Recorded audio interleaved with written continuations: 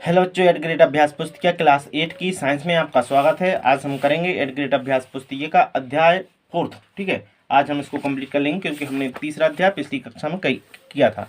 तो अध्याय 4 है। अध्याय 4 में क्या लिखा है? दहन एवं ज्वाला। ठीक, आगे देखते हैं। यहाँ पर एक चार्ट दिया है, चार्ट में हम इसको कंप्लीट करते हैं। क्या लिखा है? जैसे पत्तियां, रबर टुकड़ा और लकड़ी, इनको छांट के रखना। सामग्री के नाम है जल्दी जलती है या देर से जलती है, इसको लिखना है। जैसे पत्ती है, जल्दी जलती है। रबड़ का टुकड़ा है, ये भी क्या करता है? जल्दी जलता है। लकड़ी है, देर से जलती है। और कांच है, ये भी देर से जलता है। ठीक, यहाँ पर प्रश्नों पर आते हैं।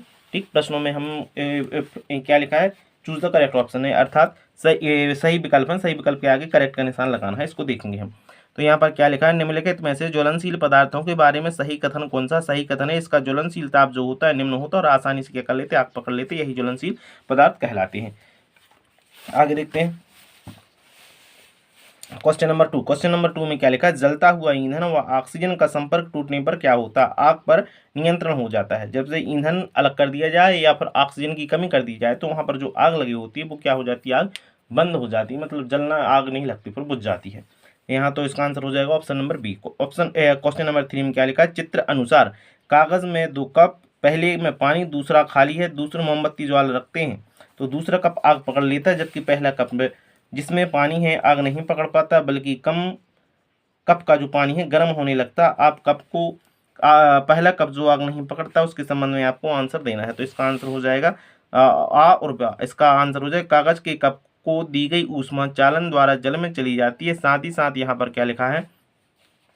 जल की उपस्थिति में ताप कागज के ज्वलन ताप तक नहीं पहुंच पाता है, इसलिए क्या करता है? पहला जो कप है जिसमें पानी, वो जलता नहीं है। इसका आंसर हो जाएगा सी वाला। ठीक, आगे देखते हैं क्वेश्चन नंबर 4। क्वेश्चन नंबर 4 में क्या लिखा है? अम्ल वर्षा हो सकती है। अम्ल वर्षा कैसे होती? कोयला तथा डीजल के उपयोग से क्या होती है? अम्लीय वर्षा होती है। इसमें सल्फर के जो सल्फर है, सल्फर के क्या निकलते हैं? इसमें वो निकलते हैं, पदार्थ निकलते हैं। आगे देखते हैं क्वेश्चन नंबर 5। क्वेश्चन नंबर 5 में लिखा है यदि ईंधन को जलाते समय पर्याप्त हवा ना मिले तो कौन सा खतरनाक प्रदूषक उत्पन्न होता है? Carbon monoxide. इसको आप टिक कर लेना। ऑप्शन नंबर डी हो जाएगा इसका, चौथे का हो जाएगा बी और तीसरे का हो जाएगा सी। ठीक, आगे देखते हैं क्वेश्चन नंबर 2 है। क्वेश्चन नंबर 2 में क्या लिखा है? क्वेश्चन नंबर 2 में निम्न दिए गए शब्दों को रिक्त स्थानों की पूर्ति करना है, खाली स्थान भरना है। सीधी सी बात। ईंधन के ऊष्मीय मान, यहाँ पर ये शब्द दिए हो उन्हीं को इनमें से भरना है। ईंधन के ऊष्मीय मान को इससे मापा जाता है, किलो जूल प्रति मात्रक के द्वारा प्रदर्शित किया जाता है। ठीक, आगे देखते हैं क्वेश्चन नंबर 2। इसी का क्या लिखा है? लकड़ी को जलाने से पूर्व उसको ज्वलन ताप तक गर्म करना आवश्यक होता है, तभी लकड़ी क्या होती है? जलती है। यहाँ पर क्वेश्चन नंबर 3। सबसे अच्छा अग्निशामक क्या है? कार्बन डाइऑक्साइड है जो सबसे अच्छा अग्निशामक, मतलब आग को बुझाने वाला। पेट्रोल का ज्वलन ताप जो होता है लकड़ी की अपेक्षा क्या होता है? कम होता है, इसलिए पेट्रोल क्या करता है? जल्दी से आग पकड़ लेता है। अब क्वेश्चन नंबर 5 में क्या लिखा है? मोमबत्ती की ज्वाला बाह्य क्षेत्र सबसे अधिक गर्म होता है। जो मोमबत्ती की ज्वाला होती है, मोमबत्ती की ज्वाला का जो बाहरी क्षेत्र होता है वो सबसे अधिक क्या होता है? गर्म होता है। लघुत्तरीय प्रश्न देना है। लघुत्तरीय प्रश्न में क्या है?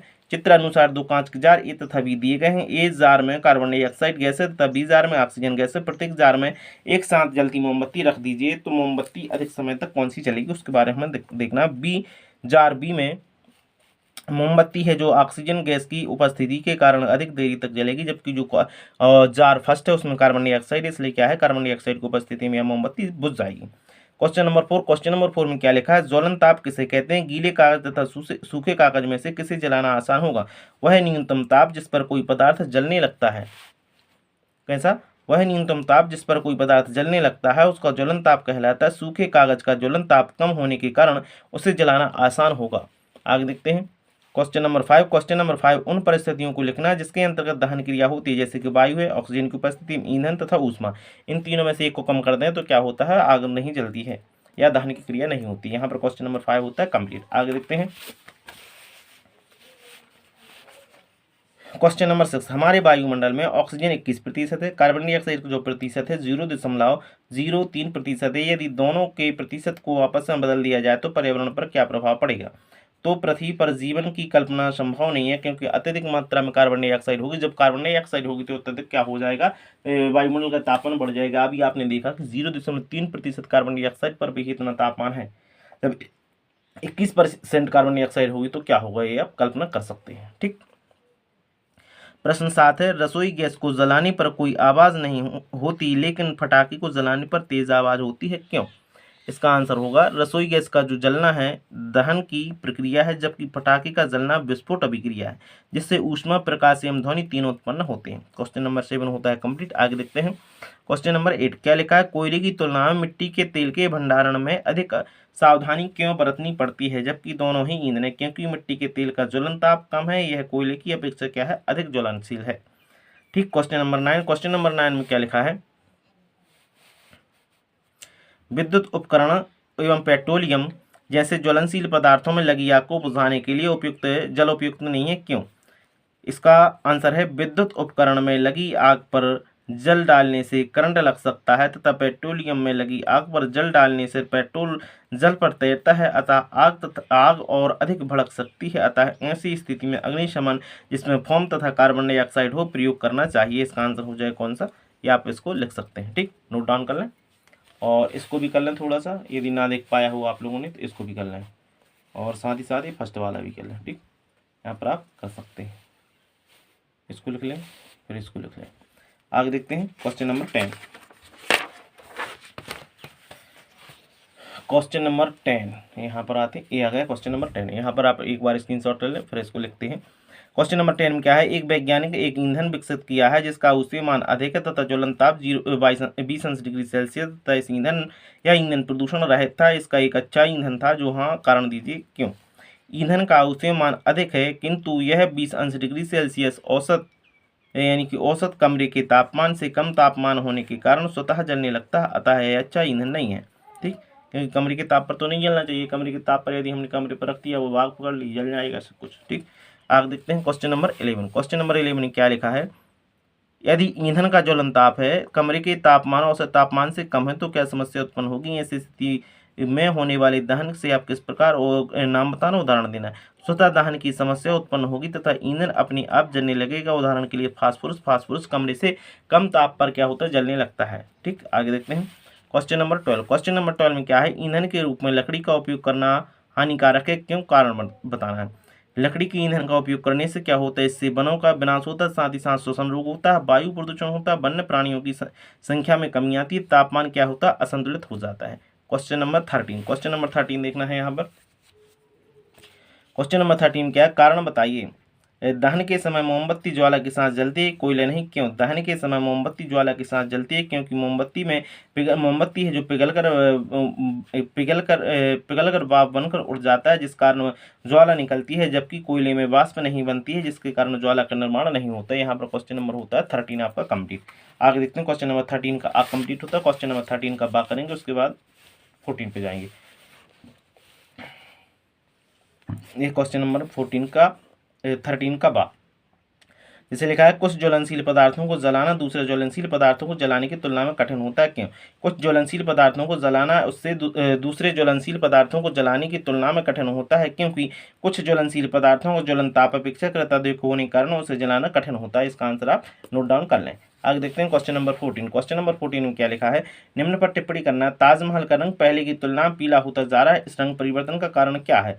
जैसे कि यहाँ पर आंसर है, ताजमहल का रंग अम्लीय वर्षा के कारण पीला होता जा रहा है। ताजमहल के निकट उद्योगों से निकलने वाले विषैले धुएं के कारण अम्ल वर्षा का निर्माण हो रहा है, इसलिए इसका आंसर हो जाएगा आपका, इसको आप नोट डाउन कर लेंगे। ठीक, आगे देखते हैं 14 का बी। क्वेश्चन नंबर 14 है, 14 का बी देखते हैं। इसको प्रदूषित होने से बचाने के लिए, अर्थात ताजमहल को प्रदूषित होने से बचाने के लिए आप संभावित उपाय कर सकते हैं। उद्योगों को शहरों से दूर लगाकर, साथ ही साथ चिमनियों से निकलने वाले धुएं को फिल्टर करके, और अम्लीय वर्षा ना हो इसलिए कार्बन डाइऑक्साइड तथा सल्फर डाइऑक्साइड गैस को वातावरण में कम उत्सर्जित करने से पेड़ पौधे लगाए, और साथ ही साथ पेड़ पौधे लगाए जाएं। ठीक है, तो इससे हम को क्या कर सकते हैं, ताजमहल को पीलेपन होने से रोक सकते हैं। तो यहाँ पर आप इसका 14 का बी होता है कंप्लीट। आगे देखते हैं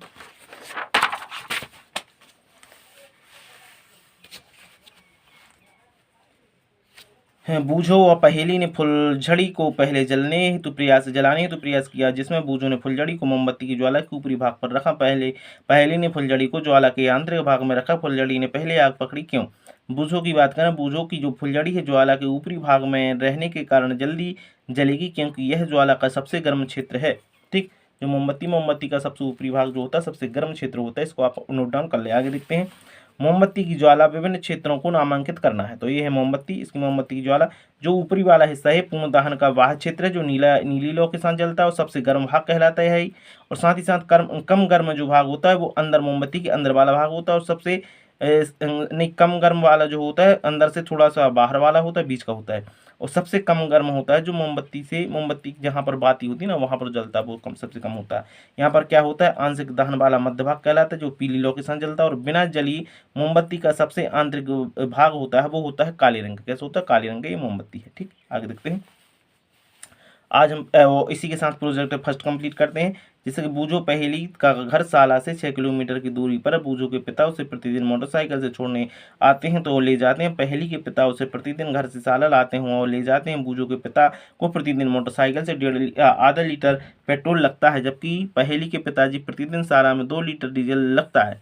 इसमें आपको क्या करना है, तालिका को पूर्ण करना है। जैसे एक सप्ताह में यहाँ पर बूझो के पिता के द्वारा कुल व्यय पेट्रोल कितना होगा, एक सप्ताह में होगा इनका 3 लीटर, जबकि पहेली के पिता का जो डीजल होगा वो कितना हो जाएगा, 12 लीटर हो जाएगा एक दिन में, एक सप्ताह में, सॉरी। ठीक, इसको क्या है, फरवरी 2024 में कितना होगा, इनका हो जाएगा 12 लीटर और इनका कितना होगा, 55 लीटर हो जाएगा। इनको ये क्या करना है, कंप्लीट करना है। आगे देखते हैं। यदि वर्तमान में 1 लीटर पेट्रोल का कुल व्यय 108 रुपये है तो बूझो के पिता द्वारा एक सप्ताह में कुल कितना खर्च किया गया, मतलब 3 लीटर खर्च करते थे तो 108 में 3 का गुणा करेंगे तो 324 हो जाएगा।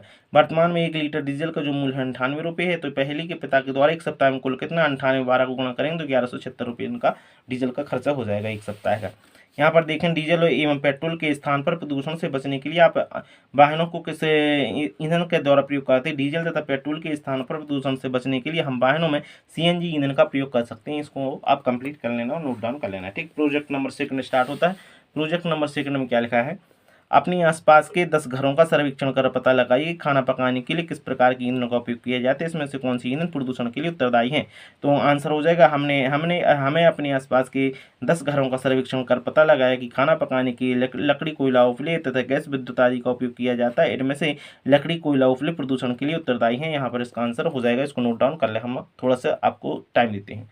आगे देखते हैं, क्वेश्चन नंबर इसी का बा हो जाएगा, प्रोजेक्ट 2 का बा। प्रोजेक्ट 2 के बाद में क्या लिखा है, हानिकारक ईंधन स्वास्थ्य एवं पर्यावरण पर प्रभाव डालते हैं, अपने विचार लिखिए। जैसे यहाँ पर लिखा है, लकड़ी, कोयला तथा पेट्रोलियम जैसे ईंधन का कार्बन ईंधन बिना जले कार्बन कण छोड़ते हैं तथा एच सूक्ष्म कण दमा तथा अन्य श्वास रोग उत्पन्न करते हैं। इसका सेकंड हो जाएगा, बा का सेकंड पॉइंट, लकड़ी तथा कोयले के दहन से दहन से उत्पन्न कार्बन डाइऑक्साइड विश्व को उष्ण का कारण बनता है, मतलब गर्म करता है। आगे देखते हैं, तीसरा, कोयला तथा पेट्रोलियम से उत्पन्न सल्फर डाइऑक्साइड तथा नाइट्रोजन ऑक्साइड गैस अम्लीय वर्षा करते हैं। यहाँ पर प्रोजेक्ट 2 के बात कर लेते हैं। आगे देखते हैं, नहीं, यहाँ पर आपका चैप्टर ही कंप्लीट हो जाता है। प्रोजेक्ट 2 कंप्लीट होने के साथ साथ आपका चैप्टर 4 कंप्लीट होता है। इसी प्रकार की वीडियो प्राप्त करने के लिए मेरे चैनल को शेयर और सब्सक्राइब जरूर करें। बहुत बहुत धन्यवाद।